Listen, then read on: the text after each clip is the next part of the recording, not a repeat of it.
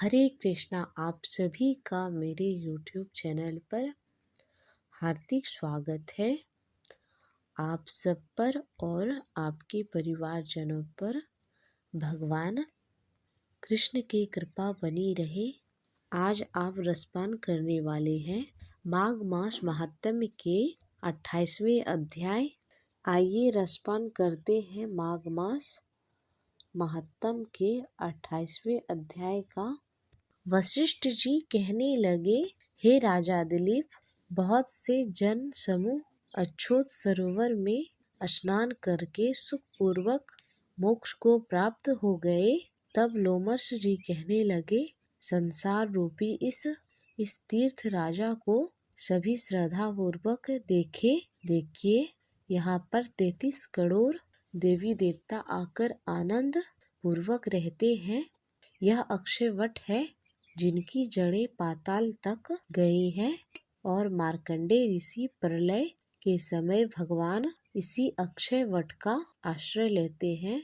यही भोलेनाथ की प्रिय भगवती भागीरथी है जिसकी सिद्धि लोक से सेवा करते हैं। यह गंगा स्वर्ग के हेतु इसका जल पीकर मनुष्य मुक्त हो जाता है। हे मुनिवर, सभी प्राणी इस नदी को यमुना से मिली हुई पानी और इसका संगम बड़े पुण्य से प्राप्त होता है। इस पवित्र संगम में स्नान करने से जन्म जन्म के मृत्यु रूपी तपता नहीं, परंतु ज्ञान प्राप्त करके मोक्ष को प्राप्त कर लेता है। यहाँ पर स्नान करने मात्र से सभी प्राणी बिना ज्ञान के ही मुक्त हो जाता है।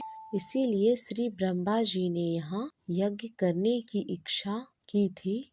इसी संगम में भगवान श्री हरि ने स्त्री प्राप्ति करने की इच्छा से स्नान करके लक्ष्मी जी को प्राप्त किया था। यहाँ पर त्रिशूलधारी भोलेनाथ ने त्रिपुर दैत्य को मारा था और प्राचीन काल में उर्वशी स्वर्ग से गिरी थी तथा स्वर्ग पाने की इच्छा से यहाँ पर ही उसके स्नान करने से नहुष कुल के राजा ययाति ने वंशधर पुत्र प्राप्त किया था।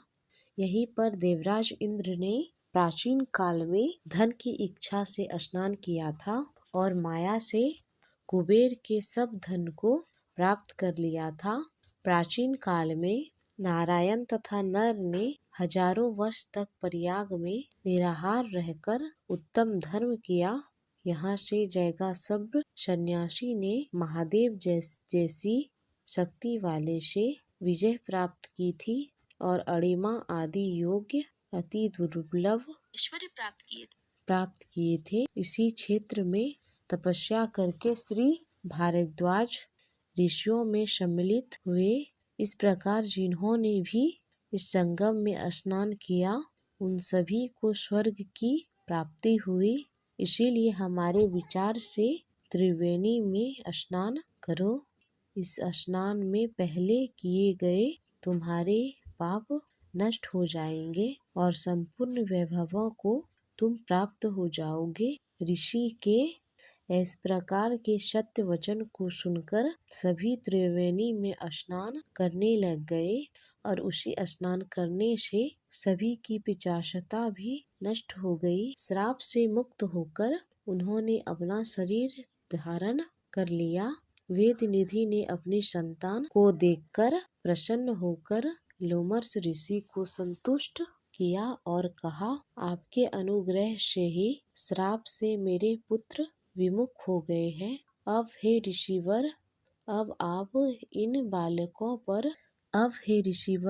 इन बालकों के योग्य धर्म को कहिए। तब लोमर्ष ऋषि कहने लगे, इस युवा कुमार ने वेद के अध्ययन समाप्त कर लिया है, इसलिए इस कन्याओं के विधि पूर्वक कमलों को ग्रहण करें। तब लोमर्ष ऋषि तथा अपने पिताजी की आज्ञा से इस ब्रह्मचारी ने 5 कन्याओं से विवाह कर लिया और इस प्रकार इन कन्याओं के सभी मनोकामनाएं व्रत पूर्ण हो गए। जिसके घर में लिखा हुआ यह महात्म्य पूजा जाता है वहाँ नारायण भगवान ही पूजे जाते हैं। पुष्कर तीर्थ में, प्रयाग में, गंगा सागर में, देवालय में, कुरुक्षेत्र में और विशेष रूप से काशी में जाकर इसका पाठ अवश्य करना चाहिए। यदि आप पाठ न कर पाए तो इस महात्म्य को सुनना अवश्य चाहिए। पुष्कर तीर्थ में ग्रहण के समय इसके पाठ का 2 गुना फल प्राप्त होता है। जीने और मरने के बाद मोक्ष की प्राप्ति होती है। ये थी आज की वीडियो। उम्मीद करती हूँ ये जानकारी अच्छी लगी होगी। वीडियो अगर अच्छी लगी हो तो प्लीज़ लाइक करें, शेयर करें एंड सब्सक्राइब करें। धन्यवाद।